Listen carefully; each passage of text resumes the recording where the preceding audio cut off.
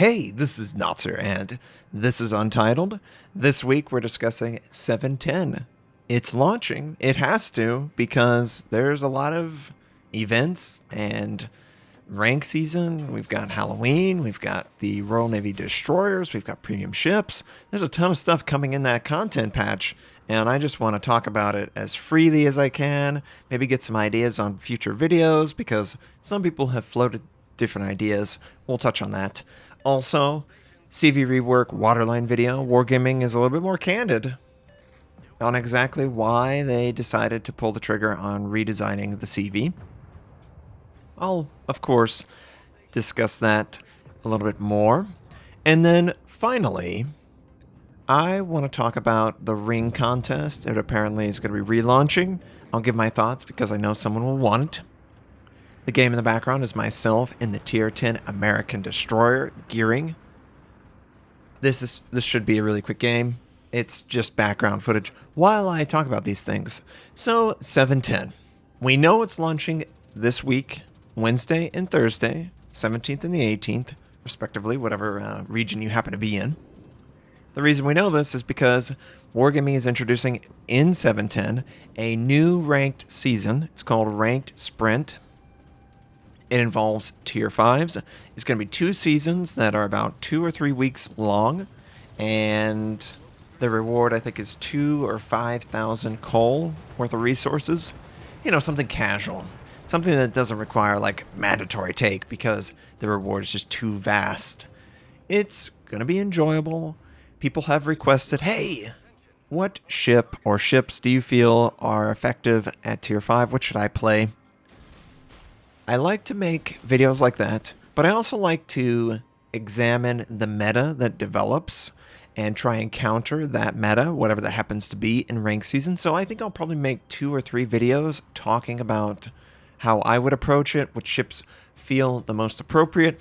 And then finally, hey, this is actually what's going down. This ship in particular works very well against this meta. Remember, there's not going to be any radar. There's not going to be any manual drop from aircraft, although I suspect we will probably see more aircraft carriers in the queue.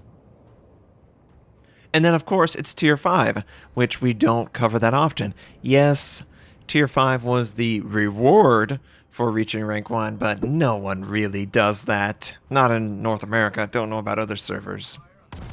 Obviously, they've never done this sprint. I don't know exactly how stressful it'll be. It's supposed to be less stars, less everything. I don't know. I will experience it and check it out and share my thoughts. On top of that, we're also getting the Halloween event, which is going to be an operation involving submarine warfare, which I think is fantastic because the gameplay is really fun. Now, I have covered, I think, every sub except for the killer whale that you could play. I will release content discussing if anything changed and how to, enjoy yourself while playing this. I think it's great. Obviously, I love Halloween. I'm an American, a proud Halloween-loving American, and I think it's great that Wargaming every year brings a different scenario. We've had scenarios where we escort a friendly, Transylvania to a safe teleport. And then we just got through the teleport and the whole, ship hell opens up and we have to stop them from spewing into our world. And then we've got submarines, which introduce a whole new gameplay that's never been in World of Warships. And some believed it never would, which clearly it is, and that's just the nature of it. Past this scenario, who's to say? I have no idea if it'll be that successful, but I can't wait. I think it'll be great. It's a nice change of pace. I love it. And on top of all of that, Royal Navy destroyers are launching too. I can't wait to play them. I've got enough XP on the Lightning to instantly unlock the Jutland. I guess I could invest free XP as well to unlock the Daring. I am absolutely super excited to play these for real. Play against them. I haven't played against a lot of them, because people have been testing them, and we don't have as many people playing the game as we do testing the game. So yeah, it's going to be great. I can't wait. I've got to start from, I think, Tier 2 or Tier 3, unlock a couple of those, Predominantly, I'm going to focus on the latter half, obviously, because it's just more interesting, more compelling gameplay. But regardless, I think the British DDs are going to be a home run. They absolutely have come a long way from the version that I tested way back. They have just improved every aspect, and there's really compelling gameplay there. I love it. I'm so excited that all of you will finally have the opportunity to engage with the Tier 9 or the Tier 10, or hell, even the Tier 7 or Tier 6, depending on how terrible your RNG is. And boy, do I know about bad RNG. But some of you, the stories you were telling about how many containers you opened up and got nothing, it sucks. It absolutely sucks. But at least 710's launching, and you should be able to have full access whether you invest the time or not is up to you. And that's outstanding. Wargaming, just so much stuff for 710. And there's probably more on top of that. I think Ovechkin, I don't know when Ovechkin's coming out, but Wargaming talked about releasing a unique commander for the Russians, for the Americans, and then for both, in the form of Alex Ovechkin. He's got, I think, survivability expert on some of them, and then he's got some legendary tracer thing going on. There's a Lexington camo that involves a hockey rink, which for a lot of people is a weird concept, but I must say, as an American, it's not that weird. We've had basketball games, regulation basketball games. I remember college basketball specifically, where they're playing on the deck of some aircraft carrier, and a basketball court isn't that much bigger or smaller than a hockey rink. They're actually very close in size. Obviously, you would have to put up a net to keep the puck from just going crazy, but it's not completely out there as an American. I've seen some weird stuff on decks of carriers.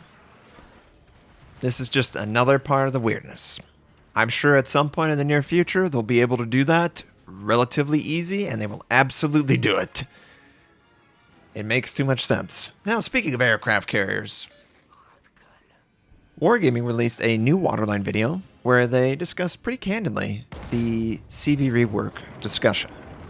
They go into, the primary reason for the change, and it's what everyone thought: population. And there's just not enough people that are interested in an RTS-style gameplay loop while being completely separate from the rest of the game in style, right? Obviously, the CVs require dedicated, focused balancing that no other ship gets to benefit from. And because of that, they would have to have a dedicated team just for that. And they would have to also try and play the other gameplay loops so one wouldn't feel, easier or harder. It's complicated, guys, to make separate, complete gameplay designs that exist in the same game. It always seems like the developers can't balance one way or the other. They can't dedicate enough resources. It's not a question of whether the resource is available. It's whether they should use that resource towards that problem or solving something that's completely different, maybe more substantial for a higher population of the player base, and that's ultimately what ends up happening. Now, with the CV rework, they should be able to align more appropriately the gameplay, the commander skills. Everything should work better because they're all working towards that same design. And hopefully out of that, we will get a more compelling, a more well-balanced CV. It sucks for the RTS guys, but the balance is terrible. Absolutely terrible. AP bombs that are one-shotting ships. No response whatsoever. Torpedo squadrons that completely obliterate DDs as if they don't exist. And then, in the exact same game, not a single aircraft gets close to the target and the ship just acts as if you don't exist. That feeling is terrible. And we want to get rid of that. That just flip of the coin, plus or minus. It's way too much of on a nice edge. And I hope that through all of this, there's much more room for skill to matter. Each individual's slightly different skill. They can do different things. It just didn't exist with the CV. You either had to dominate or you were dominated. And then, of course, the ring contest. This was relaunched yesterday, an announcement.